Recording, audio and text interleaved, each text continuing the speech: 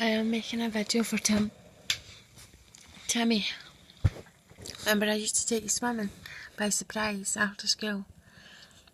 Anyway, I wanted to tell you about a relationship that I've had, right?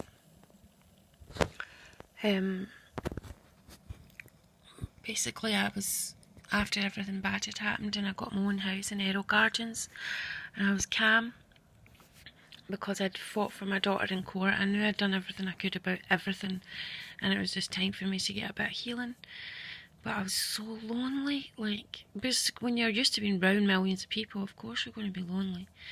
But I wasn't painfully lonely when I had to go anywhere. It was just like suffering a bit, but I knew it was a good loneliness. I think I had to feel lonely and to realise when you're on your own, it doesn't mean things are going to be bad just because you're on your own. In fact, it was the most peaceful time in my life, although it was difficult in some ways. Anyway, so I went down to Manchester, and Leonie wanted me to take her house, and she was going to move to London. So I was planning to move down there, so I was thinking about moving down there. So anyway, I met this guy, an African, and I don't know why I'm saying this right, but anyway, we met like just sitting in the street, like a square, where it was where people sat in the daytime and the sunny time, and I'd just been for a coffee, done a bit of shopping, got the things I needed for Leonie and everything in the house, and I was going to go back home. And anyway, I'm not going to tell you that bit.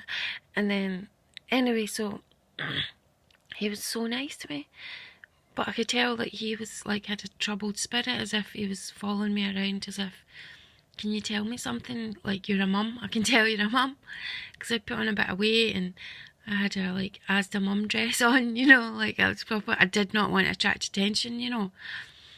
And anyway, and that's why I was confused, like, why is this guy, when I'm walking around looking like a mum, because I was hoping to bump into my kids, you just never know, any of the other ones, because I thought I saw Noni in London once. Anyway, the relationship between us, God was in it, right? Really strongly. And it's not particularly anything God said to me. It was just, I felt lifted off the ground, you know. I don't know what it was. His spirit was for me instead of against me. That's what it was. And I wasn't used to that, and it felt so nice. And I felt like, so I don't know how it happened, but I got upset after being, well, I always get upset when I go close to any guy, but I got upset after a few days or weeks, and he had a good drink in him, so I thought, I'm just going to tell him a bit about my story, because I think he's going to stay a bit longer, so he has to know. So I broke it down, told him a wee bit, and he just started crying, like, not bubbling crying, just all these tears were falling out his eyes, right? And I was like, oh my goodness, how can a man that doesn't even know me care so much? How can he care so much? And he said to me, his mum had some problems as well, and he just felt sorry for me as a mum. So I feel maybe that was what made him help me for the 6 months we were dating. But anytime anybody came close to me, his spirit was like, don't hurt her, you can chat to her, but don't hurt her. And because he was so strong, I was like a wee bit hiding behind him and asking him questions, like, because I was told I had human rights when I was 38, but I didn't really know what that meant, you know.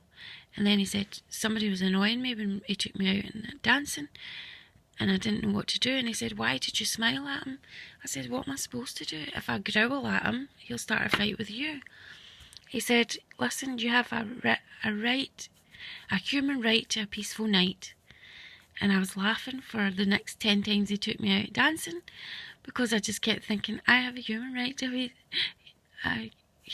a peaceful night, you know. And I was so happy.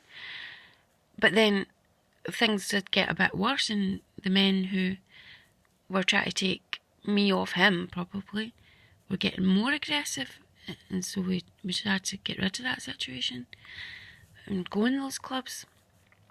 But anyway, I still feel his love with me now, and I don't feel it in a sexual way or anything. It's like a brother and sister way, like a heavenly relationship. And I haven't spoken to him since way back, but I pray for him all the time. I mean, like, when I say I pray for people all the time, they are part of me. I feel like he was like as if I'd just been given birth. I'd just been given birth to, and then he picked me up, like, and he was like not old enough to be my dad, but he was so mature for his age. You know, he was noble enough to be my dad. You know, the way he was teaching me things. Don't smile at guys, don't do that, which I didn't know. Giving off the wrong signals, I suppose. But I think the reason why I wanted to tell you this as well is because, you know, Betty McFadden made you eat Mars bars, right? Because she wouldn't cuddle you. And she said she didn't even like you as well, because we were all tan skin, and to see this pale baby, you know, she did all that stuff on you as well. And then for comfort you kept eating Mars bars, and I tried to help you as much as I could, but then I had to marry Thomas and he didn't want you around. So I felt like when you married Mandy, you just got bigger and bigger and bigger, and she was the skinniest little thing ever, right? And she was so rude to me, and I know you thought that I was being rude to her, right? But I was being protective to you, because you said to me when you were about 10, and you made an announcement. You said, I will never marry anyone my sister doesn't like. If you don't like her, Yvonne, I'm not marrying her. And I was so content and thought I didn't have to worry about you. But then when you married her, you didn't say to me, do you like her or do you not like her? So I was trying to tell you, or show you, do you want a cruel woman? She's cruel. I don't know what shit she's been put through as a Jehovah's Witness. It doesn't look good. You yourself said it.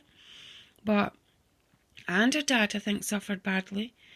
So, you know, in and out, just fellowshipping. You know, so you had to take on all that and comfort all those people who were suffering. And you had so much love in you, you could do that. You know, all I'm saying is, I loved you. You know, I brought you up. I was the one that changed your nappies. Who taught you to read before you went to school? Me. Who taught you to play pool? Me. Who taught you swimming? Who taught you swimming? Me. Who taught you? Do you know what I'm saying? Betty never spent any time with you. But you have this devotion to her. And then when she thought she was losing you to me, she made up a wee dance of Will Smith with you. Now, she's never given you any attention your whole life. Why do you think she wants to make up a dance routine with her son? Because she thought she was losing you to me. That's what witches do, son. They give you 90% of evil and 10% of love to keep you there. The last time I saw you, you were about the size of 3 houses. Why? Because you've got no love and no comfort round about you, so you're just eating and eating and eating and eating. You've lost all that blonde curly hair that I used to play with. I know you know what I'm saying, Tim. You're a beer lad, so you've had your wisdom, not like Sarah who's been stuck in the 4 gates. What I'm saying to you is, you might not be my brother fully, my half brother, but I treated you like a full brother, and it's just a bit